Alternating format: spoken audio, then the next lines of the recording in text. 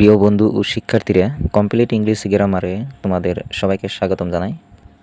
আমি গুরুজি তোমাদের জন্য নিয়ে এসেছি সেন্টেন্স কি আর সেন্টেন্স কীভাবে তৈরি করতে হয়, তার পাশাপাশি সেন্টেন্স কত প্রকার ও কি নামের পরিচিত, এর সকল ডিটেলস আজকের এই ভিডিওতে শিখতে পারবা।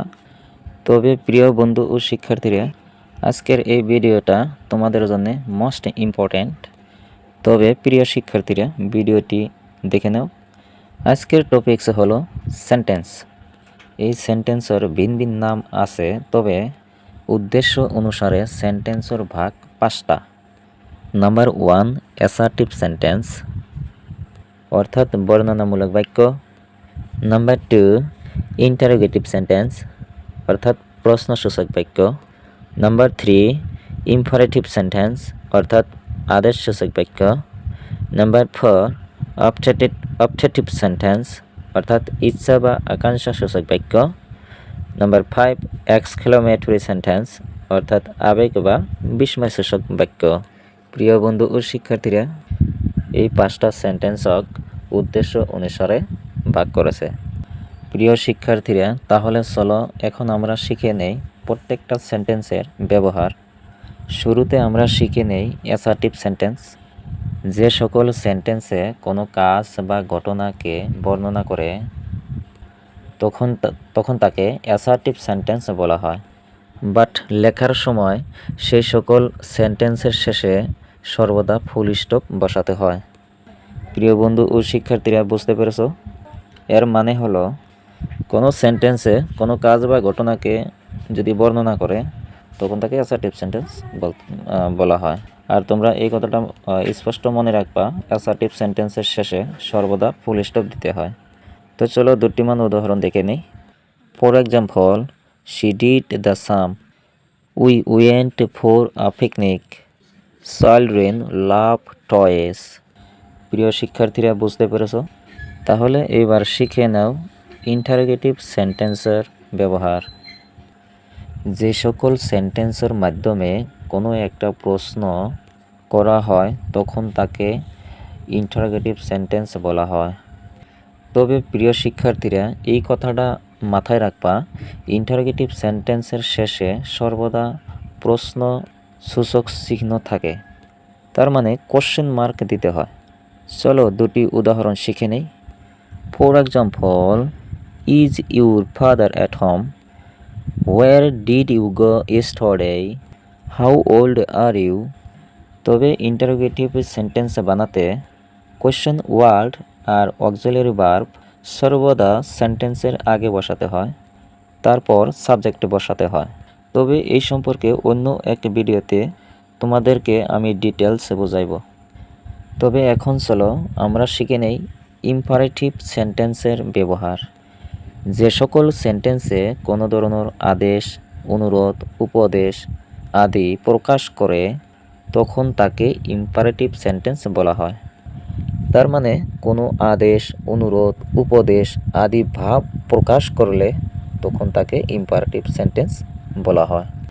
তবে এই সকল সেন্টেন্স লেখার শেষে ফুল স্টপ দিতে হয়, কিন্তু সাবজেক্টটা উজ্জ্ব থাকে। সাবজেক্ট বসাতে পারবা না। আর এই সকল সেন্টেন্সে ভার্ব সর্বদা প্রেজেন্ট টেন্সের ব্যবহার হয়। চলো দুটি উদাহরণ শিখে নেই। Give me a pen please, don't tell a lie, sit down. প্রিয় শিক্ষার্থীরা, দেখে নিলে? তার মানে ইম্পারেটিভ সেন্টেন্সে সাবজেক্ট থাকবে না, ভার্বটা প্রেজেন্ট টেন্সের বসাতে হয়, আর বাক্যর শেষে ফুল স্টপ দিতে হয়। এখন শিখে নাও অবজেক্টিভ সেন্টেন্স। অবজেক্টিভ সেন্টেন্স হলো যে সকল সেন্টেন্সে কোনো ইচ্ছা, আকাঙ্ক্ষা, কামনা, আশীর্বাদ, অভিযোগ আদি প্রকাশ করলে তখন তাকে অবজেক্টিভ সেন্টেন্স বলা হয়। বুঝতে পেরেছ? তার মানে কোনো বাক্যই ইচ্ছা, আকাঙ্ক্ষা, কামনা, আশীর্বাদ, অভিযোগ এমনি ভাব প্রকাশ করলে তখন ওই বাক্যটাকে অবজেক্টিভ সেন্টেন্স বলা হয়। তবে এই সকল সেন্টেন্স সাধারণত মে দিয়ে আরম্ভ করা হয় আর বাক্যর শেষে ফুল স্টপ দিতে হয়। বুঝতে পেরেছো শিক্ষার্থীরা? তার মানে অপটেটিভ সেন্টেন্স মে দিয়ে শুরু করতে হয় আর শেষে ফুল স্টপ বসে।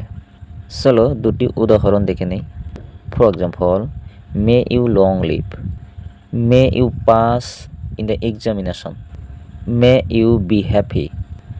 চলো প্রিয় বন্ধু ও শিক্ষার্থীরা, আমি আলোচনা করেছি উদ্দেশ্য অনুসারে সেন্টেন্সের ব্যবহার। এখন আমরা শিখতে চলেছি সেন্টেন্সের 5 নম্বর প্রকার, সেটা হলো এক্সক্লেমেটরি সেন্টেন্স। যে সকল সেন্টেন্সে মনের আবেগ, দুঃখ, হঠাৎ ঘটে যাওয়া আনন্দ, বিস্ময় আদি প্রকাশ করলে তখন সেই সেন্টেন্সটাকে এক্সক্লেমেটরি সেন্টেন্স বলা হয়। তবে এই সকল সেন্টেন্স লেখার শেষে এক্সক্লেমেশন মার্ক দিতে হয়। আর এই সকল সেন্টেন্স হোয়াট, হাউ, এলাস, হুররা আদি ওয়ার্ড দিয়ে শুরু করতে হয়। চলো দুটি উদাহরণ শিখে নেই। For example, alas the man is died, what a pleasant day it is, how beautiful that bird is, হুররা we have won the game. সম্পূর্ণ ভিডিও দেখার জন্য সবাইকে ধন্যবাদ। আর এর পরের ভিডিওতে সেন্টেন্সের আরও কিছু প্রকার নিয়ে আসছি।